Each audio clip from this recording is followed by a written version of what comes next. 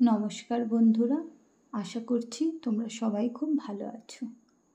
গতকাল লাঞ্চে অন্যান্য মেনুর সাথে আমাদের খুব পছন্দের একটা মেনু ছিল মোচার ঘন্ট।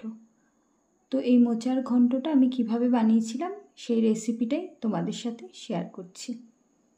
সকালে ব্রেকফাস্টের পর মোচাটা ছাড়াতে বসে পড়লাম। কর্তা যেহেতু বাড়িতে ছিল সেহেতু কর্তা গিন্নি দুজনা মিলে মোচাটা প্রথমে ছাড়িয়ে নিলাম, তারপর খুব ছোট কুচো কুচো করে কেটে একটু হলুদ নুন জলে ভিজিয়ে রাখলাম।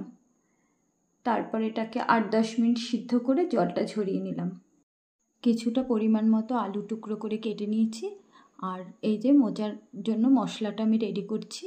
1 চামচ হলুদ, 1 চামচ জিরের গুঁড়ো, ধনের গুঁড়ো, আদা বাটা আর কয়েকটা লঙ্কা চিড়ে নিয়েছি, একটু দিয়েছি টমেটো কুচিয়ে।